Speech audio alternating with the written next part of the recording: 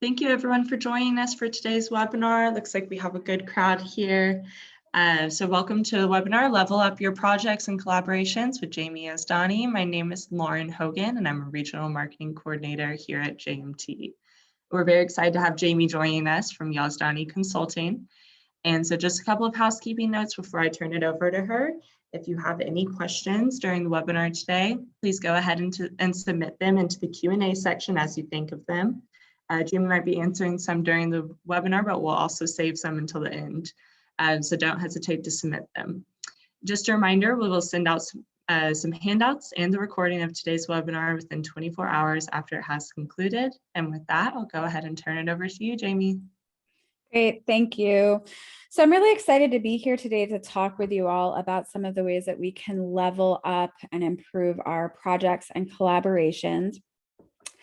So I started Yazdani Consulting and Facilitation after more than 15 years working in libraries and higher education, including more than a decade in leadership roles.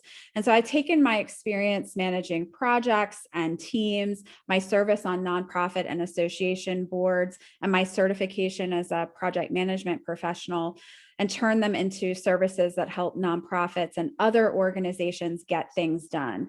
So I offer project management and planning services, project coaching, and leadership and management training and coaching. So that's a little bit about me. What we're going to be talking about today, we're going to start off by talking about some of the characteristics of successful teams and collaborations. And then we're going to talk about the ways that we can use project management approaches and strategies to help create those characteristics within our own projects and teams. And so we're going to talk specifically about scope, deliverables, and timeline, but we're also going to talk about communication, because communication is really a foundational element of successful teams. And we're going to talk about some specific consensus and decision-making strategies that are commonly used in projects that I think can help you in a wide variety of collaborations. So I always think it's useful to kind of define, what we're talking about when we're talking about projects and collaborations and teams. The dictionary defines a team really, really broadly. It says that a team is two or more people working together.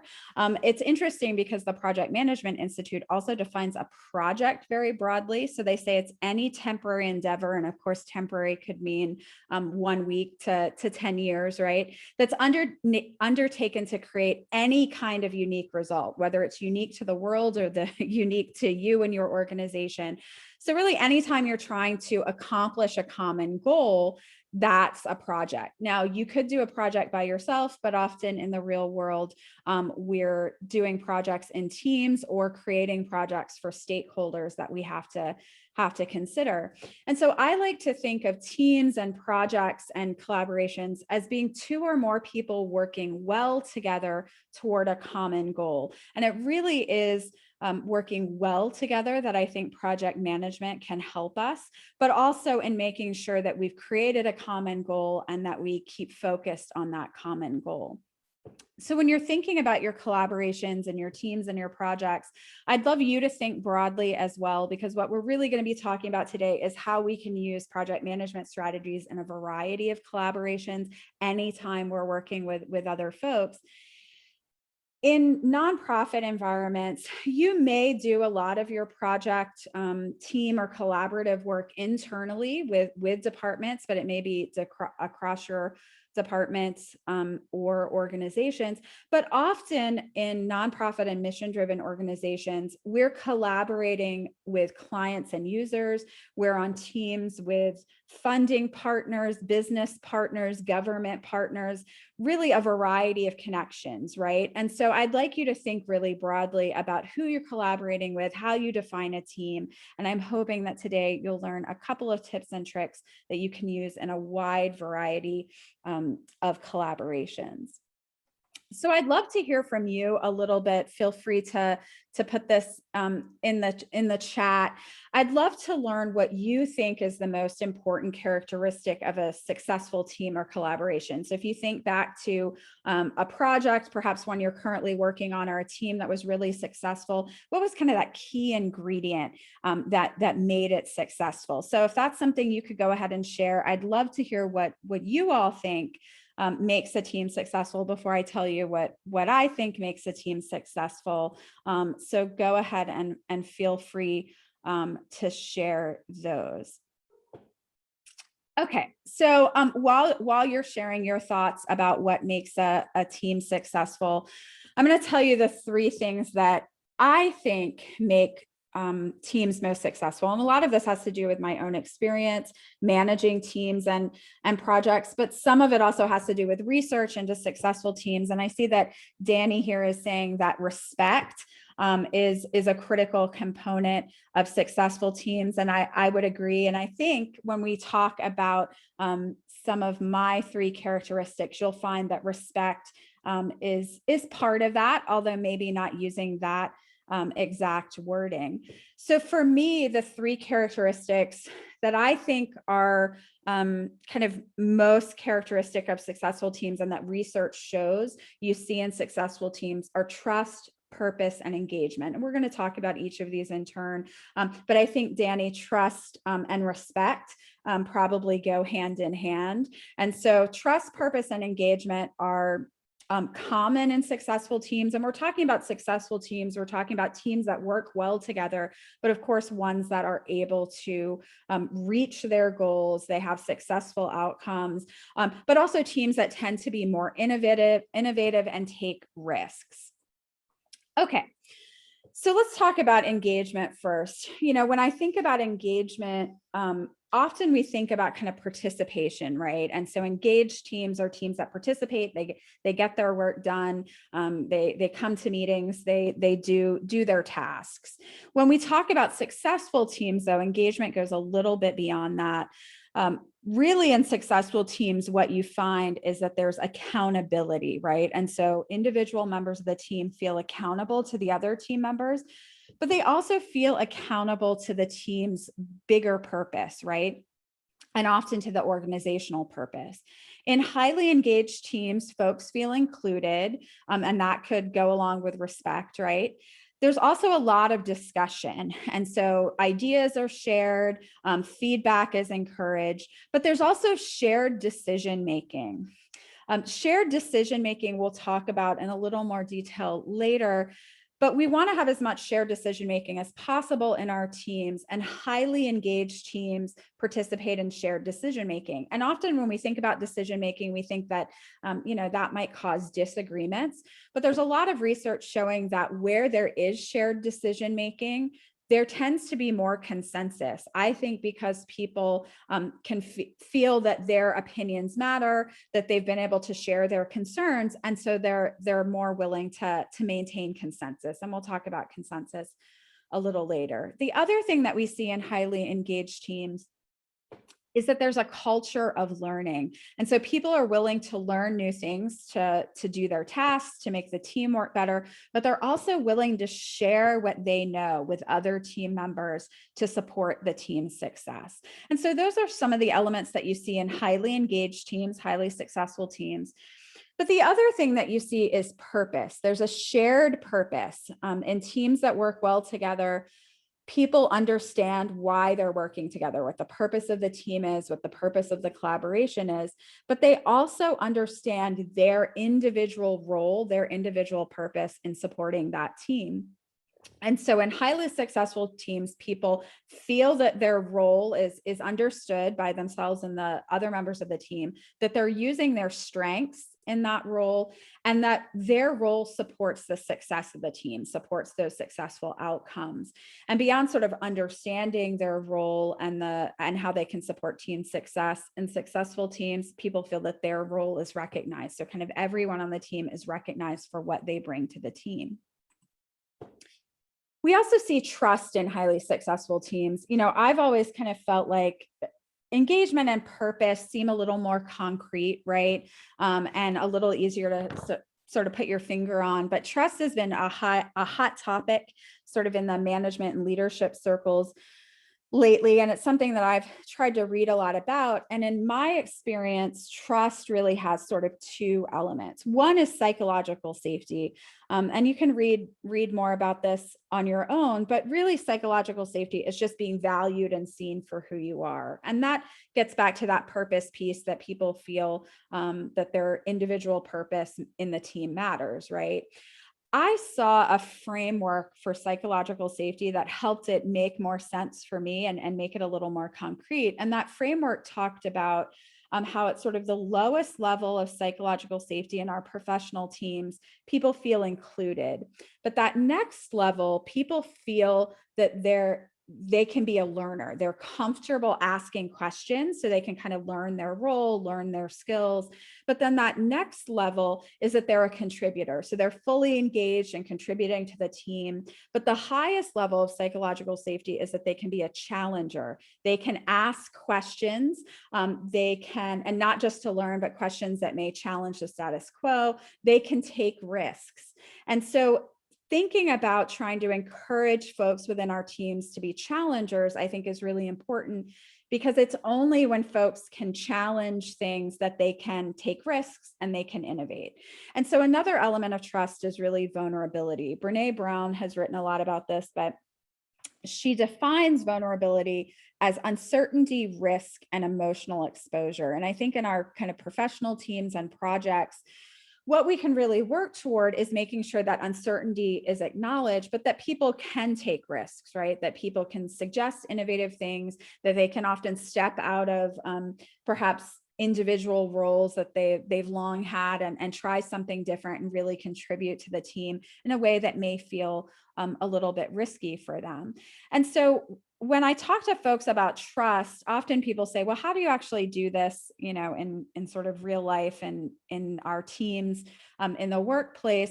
I'm going to talk about some strategies today, some project management strategies that I think will help with trust, purpose, and engagement.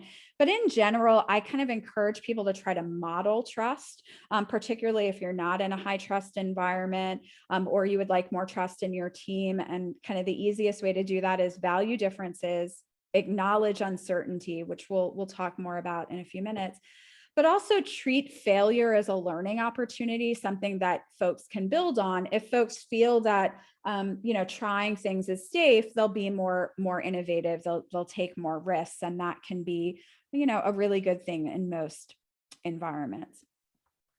Trust really is that foundational element. And so without trust, you can't really have a collaborative team. And I love this quote from Stephen Covey, who says, without trust, we don't truly collaborate. We merely coordinate, or at best cooperate. It is trust that transforms a group of people into a team. And I like this quote because often many of the strategies, including some of the strategies that I'm going to talk about today, really can help us coordinate and cooperate. But if we don't really focus on trust and trying to build that trust, it's going to be hard to collaborate and to innovate and to really come together as a team. So I'd love to hear from you a little bit. How would you rank your team, your primary team, whether it's a project team, your department, your organization as a whole? How would you rank your team on trust?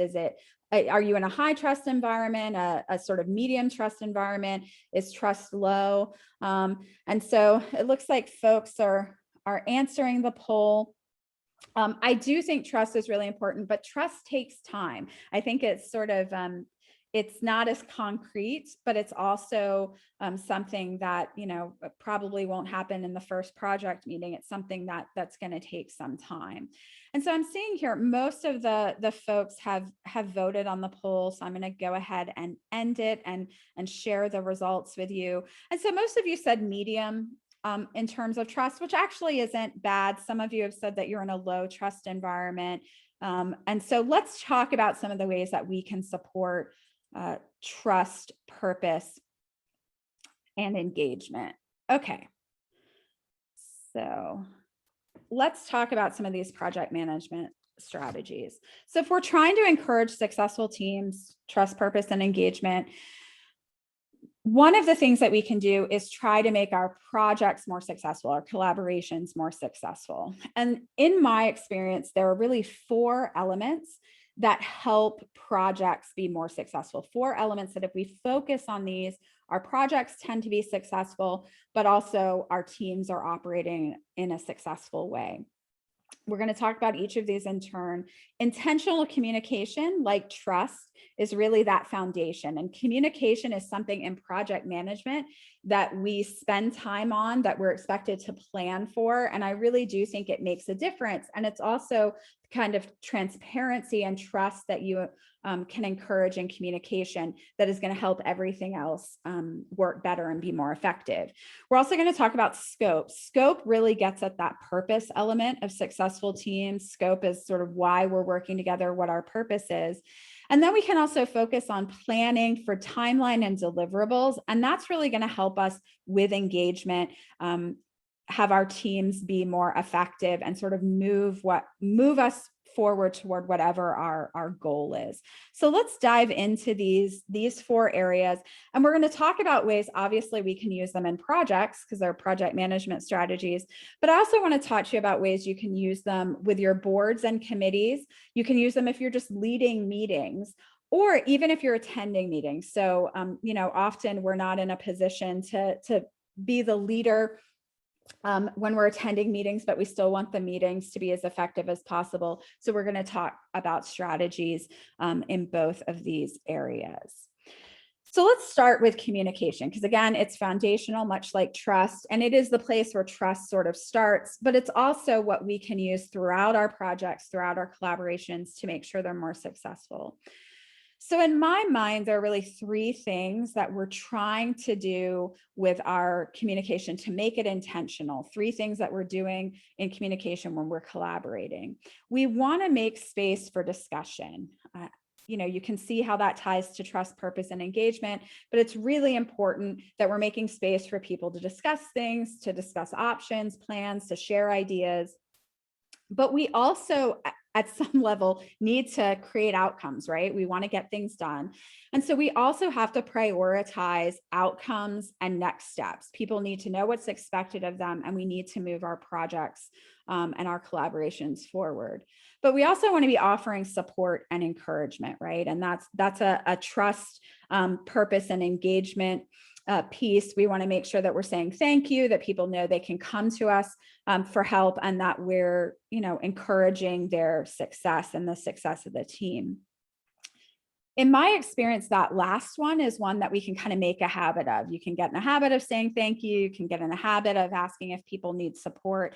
It's really balancing those first 2, particularly in nonprofits and mission-driven organizations, that becomes a little bit challenging, right? Because we want to have space for discussion, but we don't want to just keep discussing the same things over and over again. We also want to make sure that we're getting things done, that we're prioritizing outcomes and steps, while also allowing for the discussion that's going to make our team work better together. And so the process that I use when I'm communicating with teams, and particularly on projects, that I feel helps me balance those 2 areas, is discuss, conclude, and remind. And so I like to think about my communication process in terms of making sure I'm having a discussion, and that really does support trust. And so we're discussing options, we're discussing plans, we're asking for feedback. So we have some kind of discussion, but we always come to some sort of conclusion. And whether that conclusion is a decision that we're going to move forward in a certain way, or we just document that we discussed something, and that, next time we're going to come to a decision, we do need to come to some kind of conclusion, particularly when we're having meetings and engaging with folks we're collaborating with.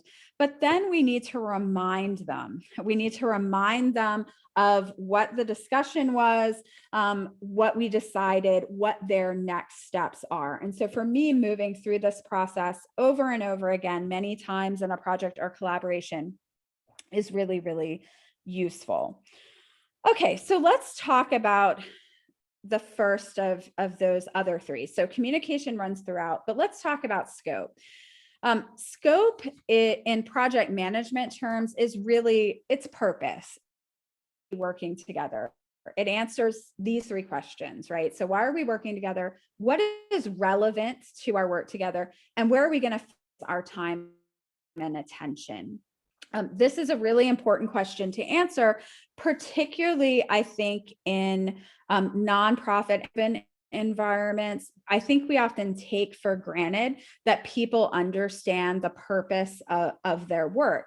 They may understand the mission of the organization, but within a particular project or a department or a smaller team or even a meeting or committee, do they really understand what the purpose of that work is? And so I think we need to be really clear about what we're working together for, what that common goal is. And so what you can do in your teams and projects and collaborations is make sure that you define that scope. Don't take it for granted that people know. Don't take it for granted that people got sort of the same message from leadership about what the purpose of this project is. Make sure you take time to define it. So write it down. Often we get scopes, particularly sometimes from leadership, that isn't always clear, right? And so it's very useful in your first team meeting to make sure that you spend some time getting clear on what the scope of the project or collaboration is. We want to do it as early as possible. So as early as we can define scope, as soon as we know it, we want to define it and discuss it. And then we want to bring it up often to make sure that we're keeping to that scope. We're only doing what's relevant. In mission-driven organizations, we do want to try to tie that scope to the larger mission, make that clear connection between why we're working on, this fundraising project, this project for a new system, and how it really is supporting the larger purpose. When we're communicating about scope, what we want to do is discuss it, even if it's been defined. So sometimes the scope of a project or program or initiative has been defined outside of the team, right? It perhaps has been defined by funders, by leadership, but we still want to have a discussion about it, make sure everybody's on the same page. Having this discussion allows for some buy-in, but we do want to kind of finalize it, document it. This is what's going to encourage people to be willing to move forward in supporting the scope. And then we want to remind people of what the scope is. And this really helps us maintain that focus, stay on track. In project management terms, we talk about scope helping us avoid scope creep. And I think this is particularly true in our nonprofit and mission-driven organizations, because often the scope of the problems that our organizations are trying to solve can be quite large, but the scope of work that a particular department, team, program, meeting is trying to accomplish is much smaller, right? But when we start meeting with folks and we start having conversations about how we're going to move forward, other elements keep being added on. So they add on other features, they add on other users, and then it grows to something that we're not actually able to manage. So if our scope keeps getting bigger and bigger with every meeting that we have, we're actually going to be able to do less. And so we want to remind folks of scope so that we can keep them focused, so that we know what we're going toward, we understand what's relevant to our work, and we can try to keep focusing on that. So in practice, if you're managing a project, you want to discuss and clearly define the scope of work for that project as early as you possibly can, right? Makes sense. With our boards and committees, we can also use this idea of scope to make sure that the members of the board or committee really understand what their purpose is and what the purpose of the group is. And so it's something that we want to define with that group. Of course, we want to try to connect it to whatever our larger mission or purpose is, but it's something that we want to review regularly, probably annually, and absolutely be part of onboarding with new members. In my experience, a lot of the kind of conflict that sometimes comes up in meetings, committee meetings, board meetings, is because some of the folks coming to those groups have a different idea of what the group's purpose is, right? And so they may be thinking about the last board that they served on, or a committee with a similar name at another organization. And so we want to make sure that they really understand why they're there, what the purpose is. If we can can decide on scope together, if we're all on board with it, then we're more able to focus, and people are sort of less disappointed in the work that they end up doing.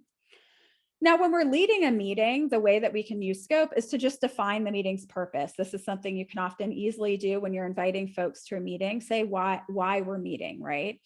If you're attending a meeting and the scope seems unclear, the purpose seems unclear, what we can do is try to ask some questions. And I think the trick with asking these kind of questions is that you can't be snarky about it. You have to kind of be genuine about it and ask it in the best way that you can. But we can often ask questions that are going to point the meeting back to the scope, either as we see it or say, you know, I'm a little unclear on what our purpose is. And often asking those questions can help bring folks back on track. And I've seen people do this pretty successfully. And I appreciate all the comments in the positive comments in the chat. That's lovely. And I'm happy that you're happy. Okay, so I do want to hear from you a little bit. Think about kind of your primary team, whatever that is, whether that's, you know, a project, your department. Do the members of that team understand the purpose of your work together? Do they understand the scope of your work? And so I'd really love to hear from you. I found, you know, in some situations, people really do, and it's something that they're used to talking about, but in a lot of situations, people don't. And I think when folks don't understand the scope, or the scope is unclear, it's really hard to get anything done. I'm going to give folks another second to answer the poll here, but I think scope is definitely really important, a really important thing to consider. Okay, so we've got most folks voted, so I'm going to go ahead and end the polling and share the results. And it's really kind of a mixed bag here. Most do, which I think is useful, but one or two people not understanding the scope or not being clear on scope can really cause some problems. And so, you know, some of you have some scope issues, and I'm hoping that, you know, depending on kind of your place in the organization, that encouraging some discussions about scope or something that will help. Okay, so that's scope. The next piece that you want to think about is deliverables. Now, deliverables always sounds very corporate, but really deliverables are just outcomes. They're tangible outcomes. So scope might be our goal, but deliverables are what we are actually going to accomplish. So, you know, the scope, you might have a project team that scope is about implementing a new system, right? But the deliverables of that might be the new system. They might be a new, you know, a training component to go with that. They might be, you know, cleaned data that goes into the system. And so often we have one scope, but we have a couple of deliverables that we might be creating. And so we do want to think about outcomes, tangible outcomes that this team, this group, this collaboration is going to create. In project management terms, what we use the outcomes for, the deliverables for, is to create the work of the project. What we do is we take those deliverables once we've discussed them, once we've decided on them, we really understand what we want them to look like, and we keep breaking them into smaller and smaller pieces until they become actionable tasks. So for example, if your outcome is a fundraising event, a virtual event, you might break the you know, kind of technology setup of that event into a couple of tasks that you need to do. And so you just want to keep breaking your outcomes into smaller and smaller tasks. And we use those tasks to guide the work of the team to execute on the project.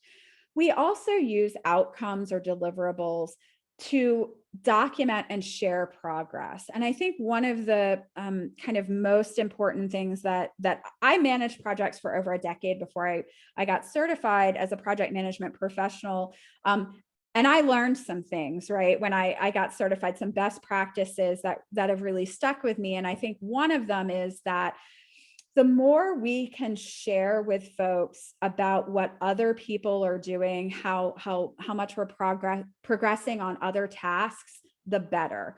people can get really, really frustrated when they don't understand sort of how their task supports the whole. That's a purpose issue. But also when they kind of don't know what other folks are doing, when they're waiting on somebody else and they're not sure when, their little piece is going to happen. And so we want to make sure that we're sharing this information, that we're reviewing it, we're documenting it, and we're sharing it. So when we're communicating about deliverables or outcomes, we want to discuss it because this is another opportunity to get buy-in. So with scope, you kind of get buy-in for that big picture goal. But with deliverables, you get buy-in for the effort that people are going to have to put in to the work of the team. And so we want to discuss it, make sure there's some buy-in, people understand what the outcomes are, they see how their tasks contribute. And the conclusion that we come to is what those tasks are, right? What individuals are expected to do and how their individual tasks connect to the whole. Then we remind them by checking in. This is where the support and encouragement come in, but also sharing progress, right? Making sure that you know whether people are completing tasks, how far along we are on tasks, how close we are to completing the deliverables. Now, in practice, when you're doing projects, you define and discuss these deliverables, you use them to create your tasks that people are working on. But with our boards and committees, I've also used kind of this concept as well. And so if we've set a scope for a board or committee, and that scope often could last for the entire length that the board or committee is working, right? But often we can set shorter term goals. So we might want to set an annual goal, a quarterly goal. And so setting some goals and boards and committees that support that scope is really, really useful. And those goals could just be that they meet 3 times, they learn about something, they create a report, or it could be more tangible outcomes, right? They approve a budget, they create a new strategic plan. And then we use those goals to create tasks so people know what's expected of them. You can use this concept when you're leading a meeting as well, by defining the outcomes that you hope from that meeting. So if we tell people what the meeting's purpose is, we can also tell them what we hope to have at the end of the meeting, what we want to get out of the meeting. So the purpose may be to discuss something, but you're hoping to decide on, X, Y, and Z.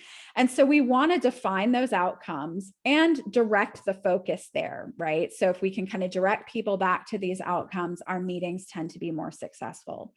Now, if you're attending a meeting where you kind of never get to the outcomes or deliverables, I found that if before the meeting ends, you can sort of ask, I'd really love for somebody to help me summarize or review what we've talked about here so that I know what my next steps are. You can ask that, can we document the decision that we're making? And so if you try to do that before the meeting ends, and if you're leading a meeting, leaving time at the end of the meeting, a few minutes to kind of review, summarize, that can be really helpful. But often we can say, it would be really helpful to me to understand what my next steps are. So can we review? Timeline is the other element that kind of works along with scope and purpose. Timeline is really schedule, right? So it's when we're going to accomplish things. And so we think about, we set our purpose with scope. We've talked about what we want our outcomes to be with deliverables, and we've broken those into tasks that people are doing. And typically we need to say when those tasks need to be accomplished, when those deliverables need to be delivered, right? And so we want to think about that with timeline, but we can also kind of think a little bigger picture, particularly to engage folks and think about, how long are we going to be working together? Sometimes you have a team or a group or a project team that the work doesn't end when the deliverables are done. You may have some reporting, some things for, your funders that you have to do. And so we can think about when have we achieved success? When are we sort of done with our work together, right? Now, in practice, we use our timeline or our schedule to really do 2 things. We're setting expectations for members of the team, but also for anybody we're reporting up to. We're kind of setting those dates so they know what the milestones are, they know when things are due. But we really use timeline within our teams to track and share progress, right? So we can see how we're progressing toward our outcomes. Are we achieving our goals? And so we want to make sure that that's what we're doing with our schedule and our timeline. Typically, this means setting dates. So, you're setting dates for when tasks are due, you're setting dates for when deliverables are going to be due, but you're also setting those milestones. So maybe that you're 50% done, or a particular element of the project or the outcome is completed. So we're usually setting dates. We want those dates to be realistic. Now, realistic is tricky, particularly I think in nonprofit environments, because often we're doing a 6-month project in 3 months, right? And so the dates already seem unrealistic, but we still want to make sure that, particularly with tasks, we're giving as much time as is realistic for the unrealistic deadlines that we tend to have. But you want to be as realistic as possible. Often this means that you need to discuss with folks how long it's actually going to take them to do something.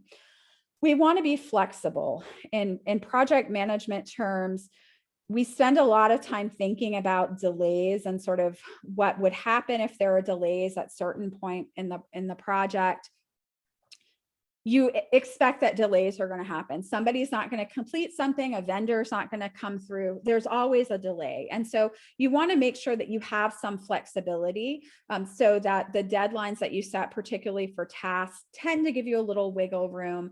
And at minimum, when the points in the timeline are that if things don't get done by that kind of drop dead date, you're going to have problems later.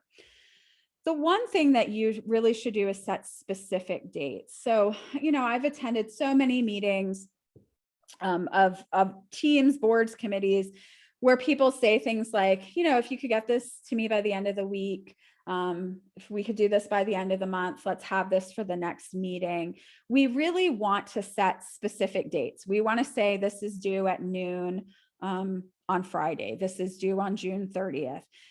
Specific dates help us set expectations. They help people understand whether the timeline is realistic, and they allow you to build in some of that flexibility. So we really need to set specific dates. With our timeline, we do want to discuss it. So if you're creating a timeline or schedule for your project or team, discuss it with your team. This is where we'll learn whether the dates are realistic and we're being flexible enough. We do want to clearly and specifically define our dates. And then this is what we use often to check in and share progress. So in practice, particularly if you're managing projects, a lot of what you're doing is checking in with folks to see if they're going to meet the deadline for that task, right? A lot of project management tools allow us to, kind of make this available to team members, report it up to leadership so that they can see the progress toward the timeline. So in projects, we use our schedule, our timeline to set and follow task completion, document milestones, share progress. But in our boards and committees, we can use the concept of timeline, the concept of setting expectations for our time together in 2 different ways. By using meeting agendas. That allows people to understand what the expectations are for the time together that they're meeting. But I also really encourage people to create timelines for the board or committee, particularly if you're talking about boards and committees that people kind of cycle on and off, maybe have 1 or 2 year terms and then go on to other things. We want to make sure that new folks understand what's going to be expected of them in that time and kind of what those important dates are. So perhaps it's that, the organization budget needs to be approved in March, and that in June you come up with, kind of your fundraising campaign details. Whatever it is, you document those, put them somewhere so that people really understand what's expected of them. When you're leading a meeting, use meeting agendas as much as possible and share that ahead of the meeting. The more people are prepared, the better they're going to be in the meeting. Now, if you're attending a meeting, if there aren't agendas, you could always, offer to create an agenda. If there are agendas, you can try to contribute to that agenda. Often, if you're able to contribute items, you might be able to get things moved along. But you can also ask that specific dates be assigned. And what I've seen happen, kind of in real life is that if one person says, it'd be really helpful to me, instead of saying kind of the end of the month, if you could give me a specific date, it's going to help me manage my time better. Then 3 other hands raise and say, yes, I would also like specific dates. So often it's something that you can suggest if you're just attending a meeting. So when we're talking about communication, and you can see that we use this discuss, conclude, remind really throughout all of our interactions. When we're talking about scope, we're talking about timeline. And so this is something that is really useful in a lot of situations. Obviously, we've talked about the ways we can use it in those 3 areas. But really, it's about being intentional. It's about planning our communication. And so in practice, in any kind of collaborative interaction, what we want to do to be intentional about our communication is allow people time to think. That's why I'm a fan of agendas. I'm somebody who likes to talk off the cuff. I'm someone who talks through things, to think through things, but not everyone is that way. And there are wonderful people that are really deliberate, which I think is great, who like to think before they speak. And so we want to give those folks an opportunity to contribute to discussions, to ask questions. And so if we can have agendas, or if we're in a situation where there wasn't time to share an agenda beforehand, at least at the beginning of the meeting, we can say, today our goal is X. We're hoping to discuss Y and Z so that we can get to this outcome. I've often found too that there are many people who aren't comfortable sharing an idea or giving feedback if they're not 100% sure about it, right? And so sometimes those folks are hesitant to have these open discussions because they don't want to commit to, option B over option C. And sometimes by saying, you don't have to answer this now, or you don't have to commit to this, but can we talk through these options, allows those folks to know that you're not expecting them to commit, you're just trying to have a discussion. We always want to make time for questions. This is really where that trust piece of acknowledging uncertainty is critical. And so we want to make sure that we're always, anything that we're bringing up, we're allowing people to ask questions. I've found, particularly with new managers or folks managing teams or projects where the team is new to them, we often want to establish our authority, right? That's common and tempting. One of the ways people often do that is by sort of giving very certain answers, right? Making it seem as if they know all the answers. If you know the answers, great. But if you don't know the answers, if there's uncertainty, and often there is uncertainty. So the scope of your project may be a little uncertain as it came down from leadership. The budget may be uncertain, timeline may be uncertain.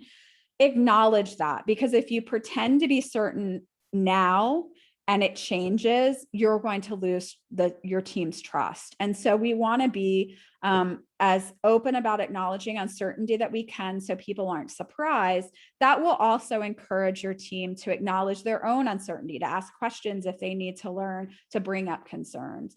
And then we just follow up, right, with review and next steps. So after any kind of interaction, any kind of communication, sending that follow-up and saying, this is what we decided, here's what's expected of you. We can also use intentional communication to do 2 things that really do support trust, purpose, and engagement. The first is celebrate success. So if we have created a good scope, if we have a good set of deliverables, if people understand what they're doing, we've got timelines with some kind of milestones in them, hopefully that will help us celebrate success. It's easier to see our progress, but we really do just want to make sure we're saying thank you. We're recognizing people. This recognition, it helps with individual purpose, but it keeps people engaged. It supports trust. The other thing that we can do is acknowledge and build upon failure. I mentioned this a little bit when I talked about trust earlier, and it really is critical. People will not take risks. People will not share feedback, often feedback that's going to be critical for you to be successful in the project or collaborative endeavor if they don't feel comfortable doing so, if they think they're going to be penalized. So we want to make sure that we have a space where if people make mistakes, it's treated as a learning opportunity, not something that's blamed or penalized. One of the strategies that project management has that I think is really, really wonderful it's best practice to conduct a retrospective at the end of a project. And that retrospective is really just a discussion about what went well and what didn't. You document the outcomes, what you learned in that project, both positive and negative, and you share it within your organization so that other folks can learn from your successes, but also learn from your mistakes. And I think if we treat our team and collaborative interactions this way, if you can make room for a retrospective at the end of a board year, at the end of a committee year, at the end of a project, that's a really good way to encourage trust, improve all of your projects. But it really is a communication technique. So I'd love to hear from you in the chat. I'm often asked, well, how do we celebrate successes? How can we recognize successes? And I've often found that the folks attending have better suggestions than I do. And so, how are your successes celebrated and recognized? Feel free to share those in the chat with the other folks attending. I think often saying thank you is really wonderful, but I found that some people have, kind of end of committee celebrations, end of project celebrations. And so there's a lot of different ways that we can celebrate success, and feel free to share those in the chat. So that's kind of the positive side of communication, right? One of the challenges with intentional communication and the discussions that we want to have to make sure that our teams are working well is that often people don't agree. And I often hear, well, what do I do if folks aren't agreeing? Obviously, there are some positional constraints, and sometimes there are people within a team who have to agree on something, who have to approve. But often I tell folks that we don't necessarily need agreement. So we don't need everybody to be super excited about whatever option we've chosen, whatever plan we're going forward with. What we need for the team to be successful is all of the members of the team being willing to move forward, right? We need consensus. We don't need everybody to love the option. We need people to be willing to move forward with it. And the ways that people become willing to move forward, the environments that encourage consensus, are when we allow for discussions, even when decisions have been made, and we support shared decision-making. When people feel that their ideas have been heard, their concerns have been heard, that they get to participate in general, they're more willing to move forward. They're more willing to reach consensus. There are a bunch of decision-making techniques that are pretty common in project management. One is idea clusters. Now, idea clusters isn't as much a decision-making technique as it is kind of an idea generation technique, but I love it because I think it's a visual representation of everyone on the team's ideas, thoughts, coming together into kind of the final product. And many of you have probably been in situations where you've done sort of idea clusters. When we were face-to-face, it used to be that you might write your idea on a Post-it note, and we all put them on the board. And then visually, we kind of clustered them together, like things together. And I love that because people can see that their little Post-it note, their idea became part of the whole. In terms of making decisions, we can use something called nominal group technique, which sounds more complicated than it is. All it is that we're naming why we're choosing something. So if you're allowing your team to sort of vote and participate in decision making, I might say, I'm voting for option B because of these reasons. That allows people to state why they think things are important. You can also use pros and cons lists, and this is something that you can do with your team or group. I think it's really important for the folks who maybe are concerned about an option or direction that you're going to know that their concerns are being taken seriously. And often if they can see those concerns kind of on the cons list, right, they will feel that their ideas have been heard and they're more willing to move forward.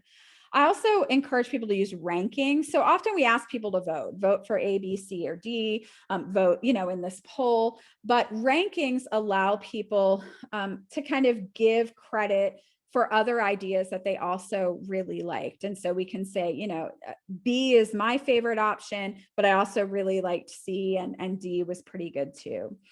In our virtual environments, thumb voting is really, really useful. And so, you know, if you want feedback from your team, you can kind of say, is this a thumbs up idea, thumbs down idea, or are we kind of in the middle? And so that's a really useful technique.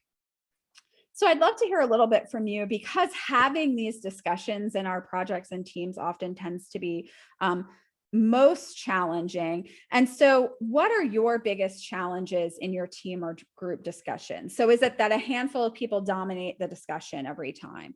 Is it that nobody's participating, right? You bring up a topic and it's crickets. Is it that the same things are discussed over and over and over again and we never get anywhere? Or more specifically, that it would be helpful if I launched the polling.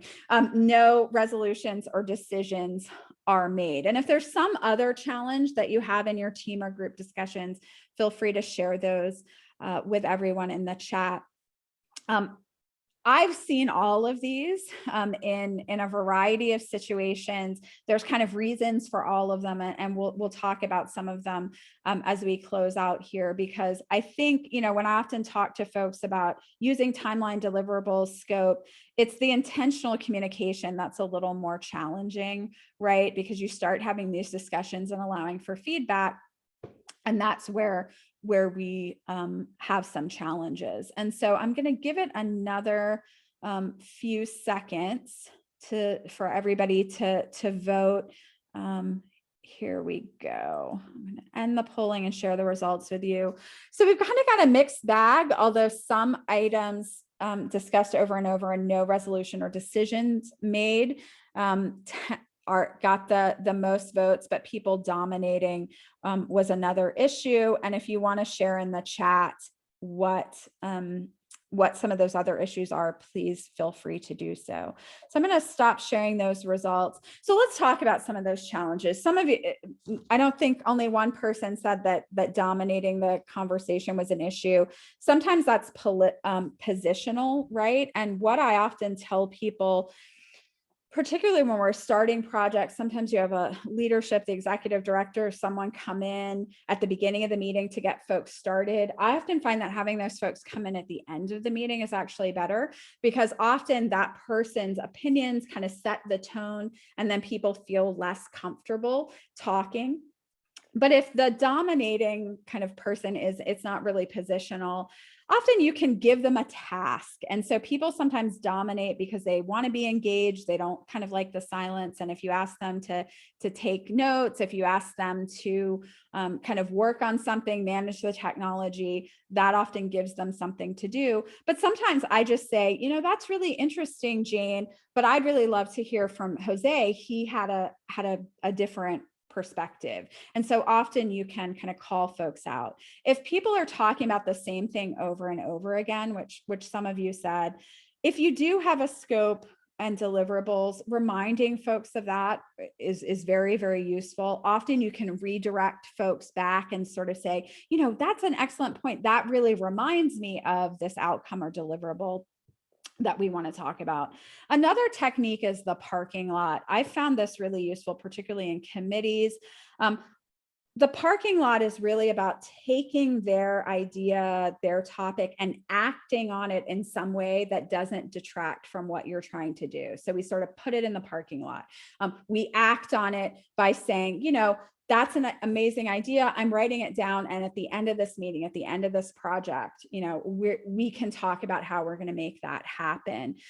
If you have no response, you know, preparing people with agendas really helps. Sometimes a round robin can work, although I think it's useful to let people know that they're going to be expected to talk. But sometimes, you know, when we're talking about having discussions, it doesn't have to be a discussion where people are talking synchronously. We can give people other options. So maybe your team is more comfortable sharing in an email, posting, you know, in your project management software, what their thoughts are. So that's what I have for you. Successful teams and successful projects really do go hand in hand. A lot of project management strategies, but especially timeline, deliverables, scope, and intentional communication support trust, purpose, and engagement. They really are connected to each other. And so hopefully you got some tips about ways you can think about supporting trust, purpose, and engagement and making your projects and collaborations more successful.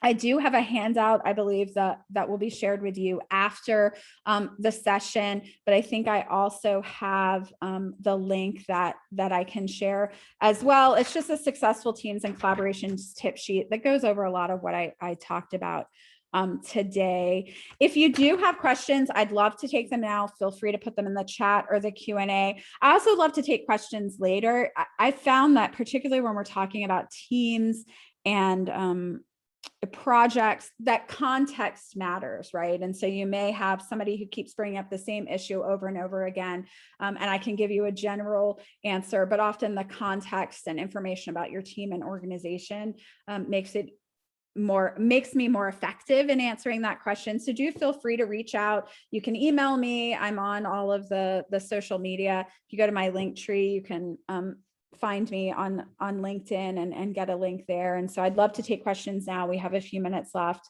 but I'm also happy to take questions later and continue the conversation.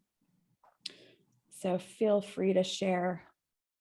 Yeah, don't forget to submit your questions to the Q&A. We'd love to have Jami answer them while we have her on the webinar. But if not, as she said, please feel free to reach out to her. We'll also be sending her contact information with the slides and the handout and the recording within 24 hours. And so as we wait for those to come through, we'll just share a little bit about JMT. Thank you. So if you aren't familiar with JMT Consulting, we are a leading provider of ERP and financial management solutions for nonprofits in the US. We know exactly what organizations like yours require to operate more efficiently, and we've helped over 2,000 clients optimize their systems and processes since 1991. Whether you're looking for a new ERP system, curious about budgeting and planning options, or just want to continue your education through free online content, we're so glad you found us and hope to continue to be a resource for you long after today's webinar. You can also learn more about us at jmtconsulting.com and more of our free educational resources at jmtconsulting.com/resources. So it doesn't look like we had any questions come through, but if there are any, just feel free to reach out to us afterward and we'd love to help. Yeah, I'm always happy to, like I said, answer questions later. If there's some strategy that you heard today that you're going to implement, I'd love to hear what it is. If something really caught your eye, I'd love for you to share. But yeah, I'm happy to answer any questions that you have. I'm going to go ahead and stop the share. Yeah, I'm not seeing any questions. We have another minute or two left. So either I've overwhelmed you entirely or given you all the answers that you need. Well, you did get a lot of great feedback in the chat, so we really appreciate you being here, Jami. We really appreciate everyone for attending today. Yeah, thank you. Yeah, it was fun. So wonderful. Okay. Well, we can go ahead and conclude then. We hope everyone has a great rest of their day. Thank you. Bye. Bye.